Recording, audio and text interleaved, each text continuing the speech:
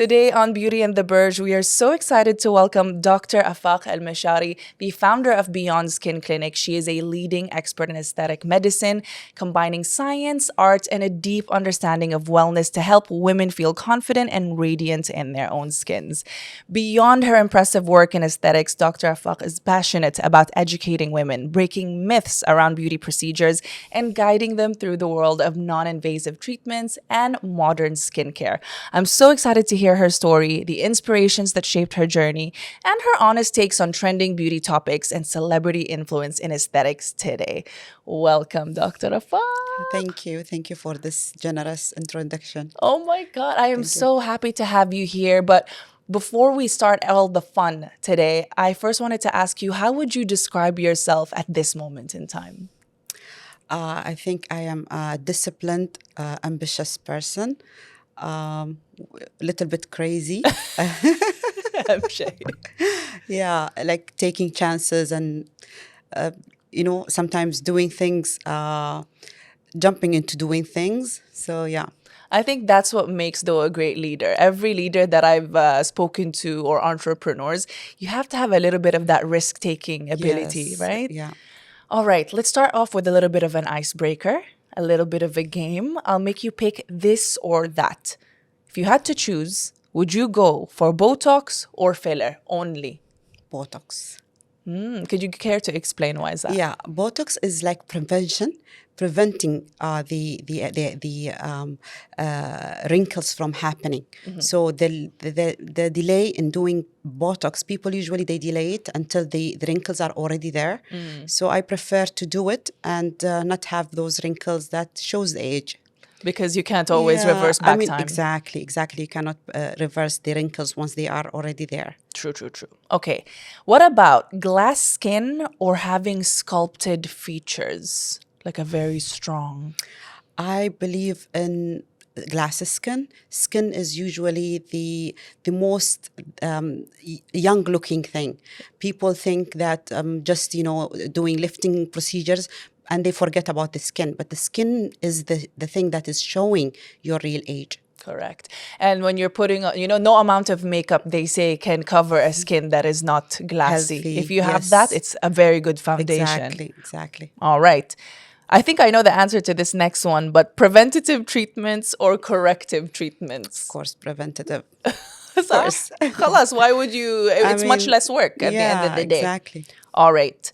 Non-invasive procedures or surgical procedures? Of course, if we are in the age that we can do the non-invasive, of course, we have to do the non-invasive. But sometimes it's too late. Some people are like, they already have the wrinkles that are not corrected by age. Age plays a role in this. Plus, there are some problems like nose. You cannot fix with fillers and all of that. You need to do some surgery, some sort of surgery in certain conditions. That's true. Some people will develop مثلا like a breathing problem. I mean, that's not necessarily... Yeah, also the eyelid, sometimes, you need to do surgery. Sometimes it's, you cannot, prevent the surgery. We cannot pick and choose, unfortunately. Yeah. It depends on the age and the situation. Very true. All right. Now, sip or spill. What is the most requested procedure at the clinic right now? Salmon DNA. Oh my, could you tell us about this? I've been seeing this everywhere on TikTok, on Instagram. It's trending. Yes, it is Who trending. started the salmon DNA? Well, of course, Kim Kardashian started that trend. And then since then, everybody is requesting this. And it is actually a beautiful procedure. And what does it do? Could you tell us more? It gives glass skin. It is a Okay. preventive as well. It's not like a fix, like it will fix the problems, but it will improve the skin. And that's an injection then that goes, and how often do people have to do a salmon? Usually the course is 3 sessions, like 1 month apart or more. It depends on the time of the client that wants the procedure. Sometimes 1 injection is enough. Yeah. Because I have noticed the people that do it from 1 session alone, the results are immediate. It's beautiful. MashaAllah. Okay. What is one beauty trend that you secretly dislike? There are many trends that I don't like. There's so many. But trying to convince young girls to do facelift. Oh my God. This was actually something I was going to talk to you This is about trending later. now. This is, 20s, ladies in their I 20s wanting mean, baby facelifts. what is that? Whew, yeah, that is something I want to further discuss later. So, what is the biggest misconception, though, to you about fillers? People always think that fillers is only, it will give me artificial face. I would look puffed. Well, fillers, if it's used in the right way, correct way, the amount should be controlled. I mean, using the amount, it's the art. It's art. So it depends on the doctor who is doing the procedure and the things that we want to achieve from those fillers. So people are scared of using fillers, especially Emiratis. They don't want fillers because what they see in the social media, on the TV, they see puffed people, artificial looking people. And I don't blame them. Right. It is crazy. But the thing is, sometimes we cannot avoid using fillers. Sometimes there is volume loss. Sometimes there is things you need to correct, and you cannot use anything else other than fillers. That's true. That's very, very true. I think this is another thing that I will talk to you about later. A lot of people also think that, or have an idea that fillers don't really, what's it called? Like they more of move around your skin as opposed to fully dissolve. So is there a truth to that? There is truth to that. If it's not injected in the right way, in the right layer, it might move. Immediately it might move. You don't need to wait for it to move. And I think lifestyle also affects it, right? Like, is it true? Is there truth that if you work out often, like it could dissolve much faster? It will go faster, but moving around in the face, it depends on how the technique was, which technique was used, the layer that it was injected. I mean, the expertise of the doctor.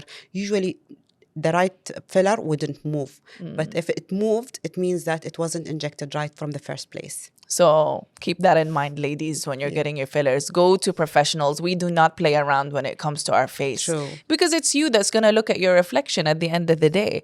All right. What about the craziest beauty request that you have received other than what you previously mentioned about the facelifts?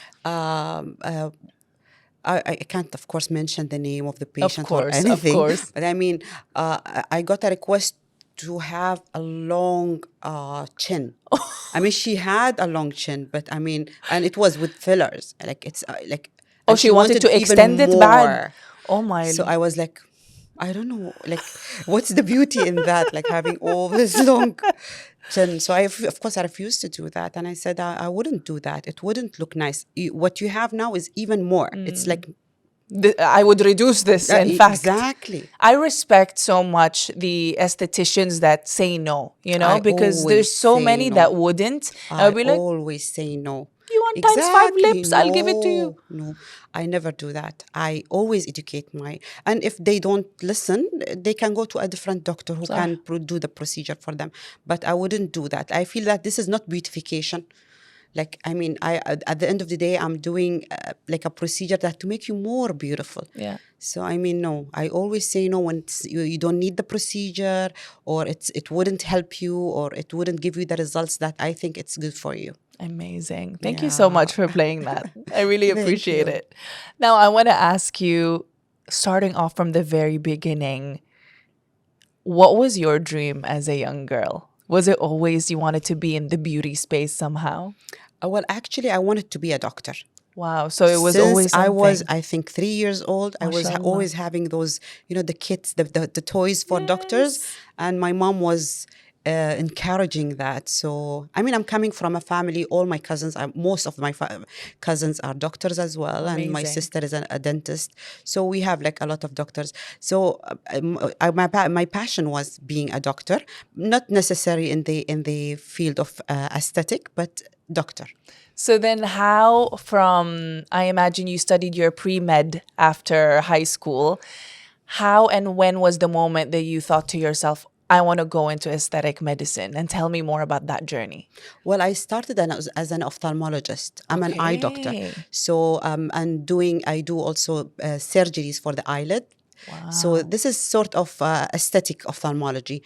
And then from there, I started like career shifting, if we say, because when you grow up, sometimes you feel like, okay, I want to change now. Okay, I'm done with ophthalmology. Maybe I will do something.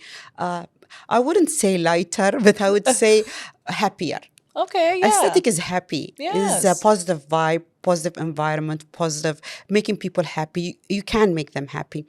In ophthalmology, it's an amazing field, of course, and it's human, and I loved it. I loved the years that I spent doing ophthalmology, but I felt like I want to change. Like you just woke up one day and you were like, you know what? I feel I I've done my part here. It's time to move on. exactly. Was there a particular instance though, like where you like maybe it was something, a personal story of yours where you met with another aesthetic practitioner, or was it, I don't know, a story that you saw somewhere where Well, they were able to help? it started when I opened a clinic.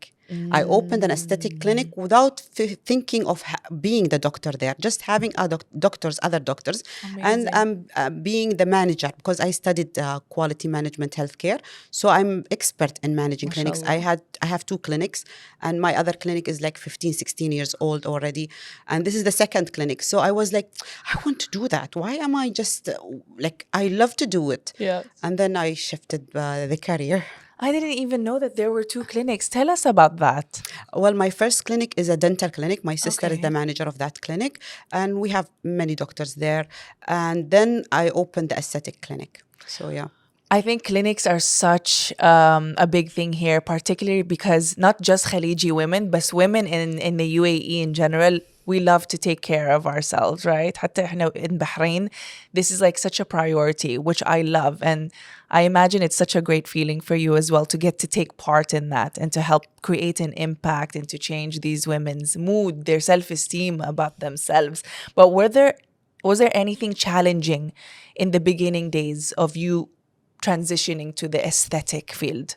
I had to study again from That is like, I challenging. mean, yeah, that's a challenge. I mean, I Yes. have to do my homework. Yes. So I did that, but it wasn't challenging. It was like a small transition, because at the end of the day, I'm an eye doctor. So it's like the face and the anatomy of the face is all something that I was doing surgeries for the eyelids and all of that. So it's I wouldn't say it's very, very easy, but it is. Being an eye doctor doing surgeries makes the hand used to do things. I mean, in the face. So I was yeah, gonna say you must have like the stability. exactly. Yeah. Mashallah. So at this point, with the journey of the clinic, what has been the best thing so far for you since, having this and getting to go to, I would say, work every day, a place that you also own and you get to oversee all these things? How does that feel for you? It feels amazing. Like doing something that you love is like, it's like every day is not work. I'm not working. I'm just having fun. I go there, I see my patients, they love me and I love them back. And I make them happy. Like the feeling you get, we women, we love to look nice. We love to Yes. look beautiful. We love to look young. So whenever you do that and you improve their lives and they are happy, they are, they feel like they are more self-confident, it makes my day. I mean, and I love doing it. It's a fulfilling practice for Fulfilling, sure. yes. Now, there's been a lot of buzz about Kris Jenner and her incredible facelift, Lindsay Lohan's work also, the makeover that she's had, and I guess the Kardashians in general. I think a lot of the women around the world tend to look up to them, yeah. that Western side for the inspiration, right? What's your take on the trends that have been coming up? Like, I imagine you're the first the people in the beauty clinics, to be the recipient of these trends the second that they take over. Facelifts. Facelifts in general, yes. Yes, I mean, it's not only the Western. I mean, even the Arab actors and some of Singers, the yes. singers, they got good surgeries that improved their appearances. Well, I don't mind facelift surgeries. It's not like that. I'm against. I'm not a surgeon, but a facelift surgeon. But it's if at a certain age that needs to do a facelift surgery, I think it's a legit. Do you Legitimate think thing. there is a certain age where one is like, you're fine. You can start to do it now. Yes, whenever the skin is very lax, that cannot improve with the non-surgical procedures, and at the end, and the lady is in good health. She is healthy. She doesn't have diabetes or other diseases that make the surgeries difficult. Why not? I mean, if she feels she's young, she needs to look young as well. That's true. She Yeah. needs to match her soul. Exactly. So now there are all these 20-year-olds. It's on TikTok every time I scroll. Girls, 25, 26-year-olds getting baby facelifts. What do you think of all this? And I'm seeing their before and I'm like, what did you need to lift? You have the lift that I want. Yes. I mean, I get patients coming to me, they are in their 20s, and they will ask me, Doctora, I want this. Doctora, like they are in their 20s. I mean, what do you want? We want your natural lift. I mean, you have full collagen. The face is lifted. The face is beautiful. You don't need anything. I mean, the social media is changing the perspective, making them think they need to do these things. And unfortunately, there are surgeons who are encouraging them. Yes. I mean, so many videos of surgeons encouraging them, even Arab surgeons, they are telling them, don't wait until you are old to get the surgery. Start getting it from now. You will improve. I mean, surgeries at the end of the day are not a permanent solution. I mean, when you will do the surgery, you are going to get old again. And then the skin is going to wrinkle again. And then you will need to redo the surgery again. I mean, then it's which causes more risk, I imagine. More risky, more fibrosis, more problems, more difficult, risk for injuring a nerve. It is taking the risk again. So I don't encourage anyone to go first for surgery. Use all the techniques that are available. And we have so many good techniques that improve the skin and make the lady look younger without, doing surgeries. What are some of those techniques that are so many non-invasive? machines, sculptural biostimulators is at the top of the list. I mean, I always encourage my clients to use the biostimulators because they improve the skin, they lift, they give good results. Plus, using the new techniques, the new machines, we have so many machines that can give good lifting, like Endolift, HIFOs, the RF radio frequency, so many things. I love you can RF. use. Yeah, RF is not only for improving the quality of the skin, it can be used to lift the skin as well, lift the face. Yes, and it's really immediate. And if you're actually consistent with it, I feel like it's super great. For this, exactly, right? For the skin. What about, you mentioned HIFU. Could you tell me more about HIFU? I've been interested in this. Yes, HIFU is not a new technology. It's been there in the market for some time. But now there are so many new machines, new technologies that is using the same idea but improving it. So there are so many machines that can improve the deeper layers of the skin. So it's not only, the skin is not only the outer layer. There are so many layers down that get, with age, they get loose and you need to sometimes tighten them. So these machines can do that.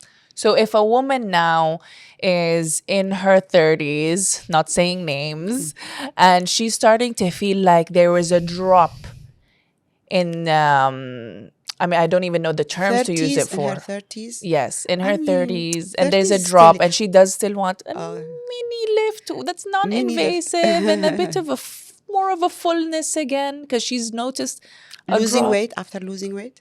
Is that after because if 30s is considered very young. Still, huh? Oh my God. We are 30s, 20s, still young now to do all these procedures, in my opinion. Even the, things like radio frequency and HIFU? RF for improving the skin quality is okay. It's a good thing. And it will improve also the deeper layers of the skin.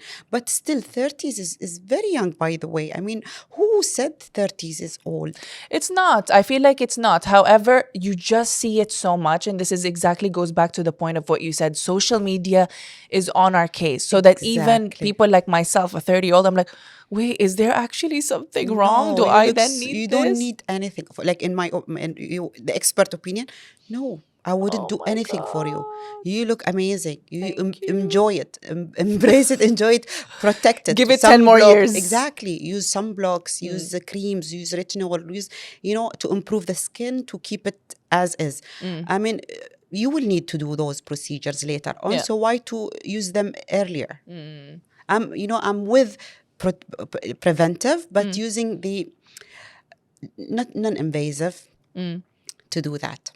As somebody who works in this field every day, do you have a preference for like I don't know, or do you yearn, I think, for the days where not a lot of people relied on the aesthetic medicine, or do you think that there's not really an issue with that from your No, end? I think it's good thing.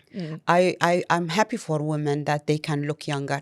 I mean, if we look to our mothers and grandmothers, they weren't as lucky as we are. We are lucky. We look way younger than how صح. they used to look at the same age. I mean, even the actors, if you look at the actors in their 40s and 30s, long time ago, Amazing. they used to look very old.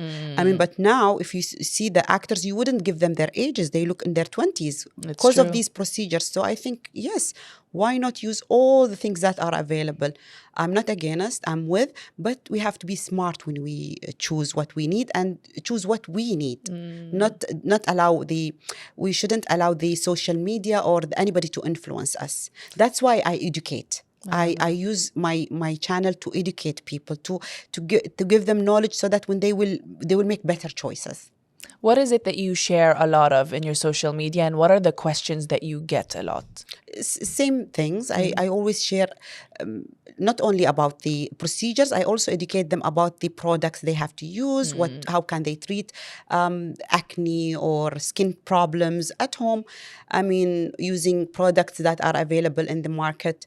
So this is part of the problems that people also face, not only just the aesthetic procedures, but also the skin problems. Do you think there are any misconceptions versus like the reality in aesthetic medicine that not a lot of people know about? I mean, so many misconceptions. I mean, you need to re-educate people. Many things that people don't know. A lot of things regarding the products, regarding the procedure, the expectation of any procedure. People usually come with high expectation. They will do this procedure. She thinks she will get like a facelift. It is not a facelift. This is at the end of the day not surgery. This is one of the misconceptions. Also, the misconceptions of using the fillers, as you said, it might move, or Botox is not good for you. I mean, so many misconceptions. For women who want to maintain or bring back a youthful glow without necessarily going under the knife, what are some of the best options that you will recommend right now in 2026, like in your opinion? Number one, Sculptra and biostimulators. Sculpture is And really winning. yes, it's the winner. This is number one. Using machines like Endolift and HIFU and whatever machines that it depends on the need of the client. I mean, it depends. Different people need different things. So depending on these things, touches of filler. If there is volume loss, sometimes we do lifting with fillers. Just dots of fillers in places that lost volume, so the skin will sag. So once you restore the volume, the skin will get lifted again. So I mean, bits of this and that.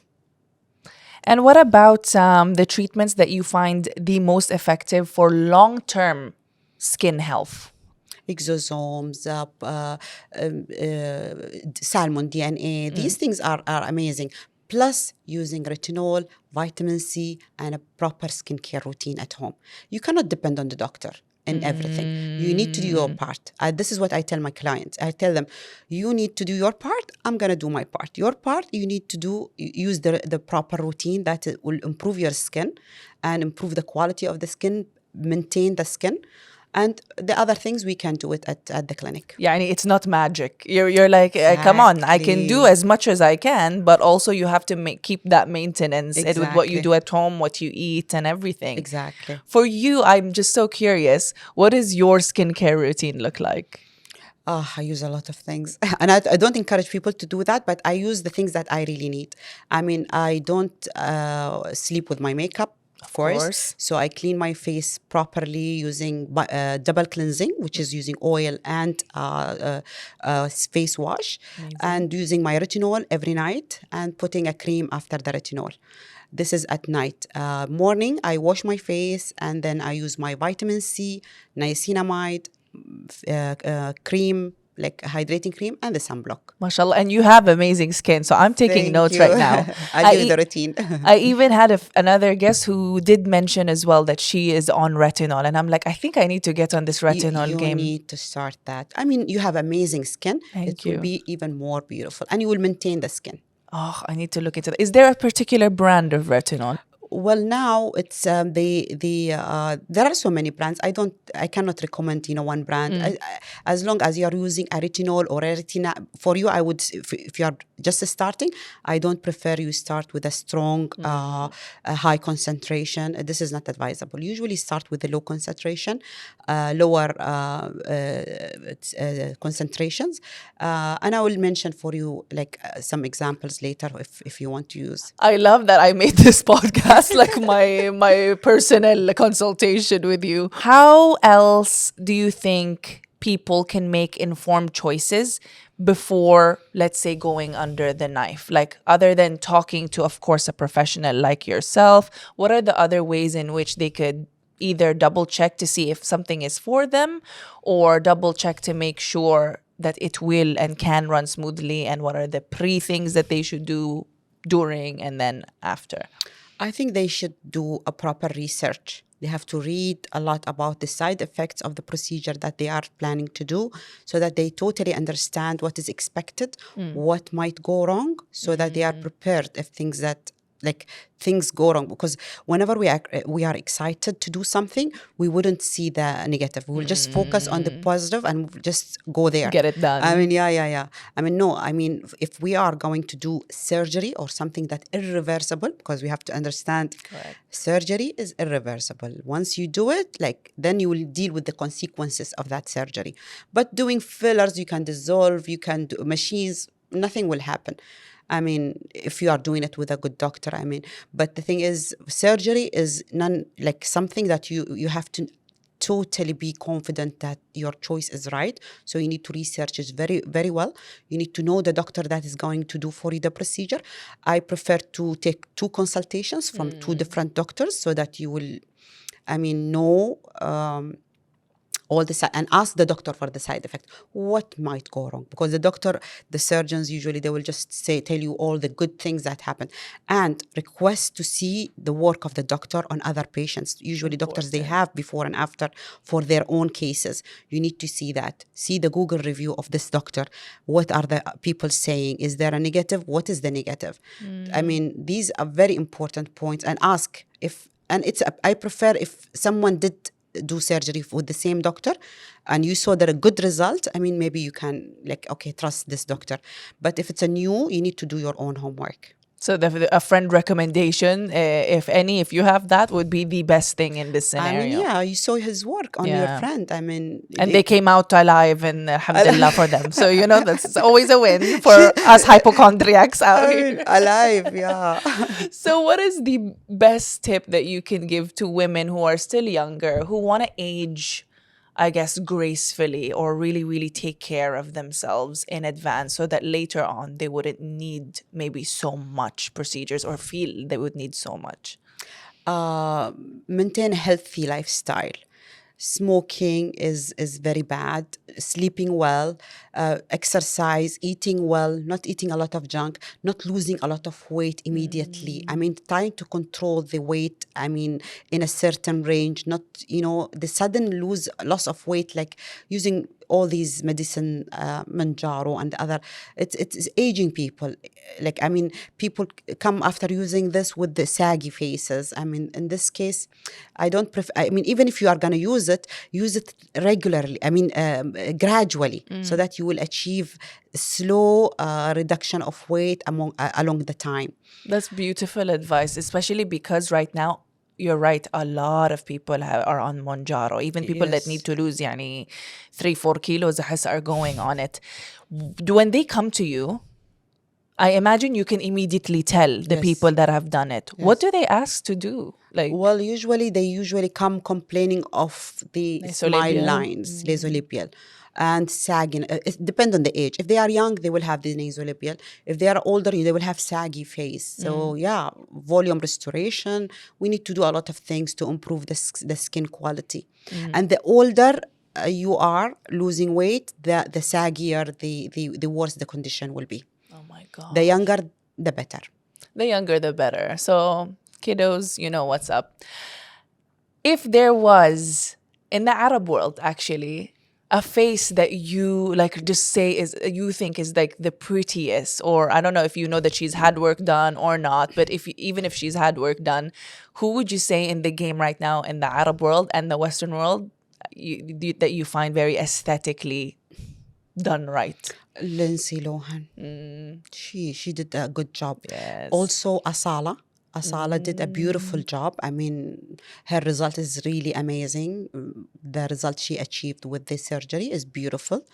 Other actors you cannot judge because you see them with filters after using Also. this procedure. So it's difficult to like say yes, okay, this is a good procedure. So you then like even Kris Jenner, she always put filtered Face app. The other day when she was in a I think event or something, her real pictures came out and it's not that good. I mean, her age, it's very obvious. She didn't. It didn't.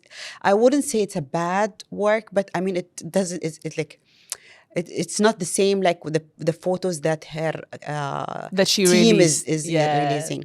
That's so true. And that's also, I imagine, with the rise of everybody using face app, these filters that just, like smooth your skin. Do you get people coming in also saying, hey, I want my face to look like how it looks with the filter on? And B, like, what do you tell them? Well, I don't get this. This is usually for surgeons. Okay. This is usually surgeons because surgeons can do that, can change, can alter the face, the nose, the lips. The lips we can do. And the smoothing, I imagine. They're like, how can I get this? But you're like, they always come, they want Korean skin, glass skin, and that is achievable. Yes. That's achievable. All right. Yeah. So you're just like the whole day long, like, okay, like all the requests from mild to crazy is on the way. I guess this leaves me with asking you about a patient transformation, of course, with privacy respected and everything, that you really remember that impacted you in a good way, that you felt like, oh. Well, that was a recent one. She sent me a message telling me she's like in her 50s or end of the 50s. She mentioned that she feels like she's a child now after like what she said like I'm like a baby. I'm Newborn. so happy I'm so happy. I never thought that I'm gonna look beautiful all my age. Like even when she was younger, she wasn't feeling beautiful, but now at this, like I wouldn't say old, but I mean like older than when she was young, she's more beautiful than how she used to look. It's like she got a new chapter in her life completely. So she was so happy. Oh, what is the one thing that you hope that women that are listening today will take away from this conversation? Regarding the surgeries, I want them to In be general. very wise before deciding such thing. Please do the full research. She gave you the whole plan, huh? So talk to 2 different doctors, see the patient results, check the Google reviews, learn really about the procedure, and just study it give yourself a week, I think, if not more. More. A Much surgery, oh my God, you need to research at 3 months. Oh, God. You need to research it. And then decide Especially if you still want if you know it. nothing about it. I mean, if you know and you saw people doing it and all of that, okay, then it's fine. But someone who doesn't know anything about the procedure, and you need to educate yourself. See, this is why we talk to the professionals. Because I would have chat GPT'd this and be like, oh my God, yeah, done. Do it. That's my research, But definitely take your time with that. All right.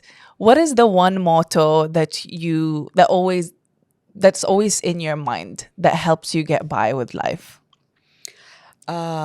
Things are gonna get things. I mean, God is gonna take care of everything. Things are gonna be okay, even in the difficult times. Everything is gonna take care of itself. I believe in that. That's beautiful. How can people learn more about Beyond Skin Clinic and the work that you do if they want to listen to you and I mean, continue? yeah, in the page, in the Instagram and TikTok, Yes. it's always I always post there. She is always posting there. Like all of the questions that I asked now, she probably answered like 1,000 more on there. Very, Yes, very yes. educational.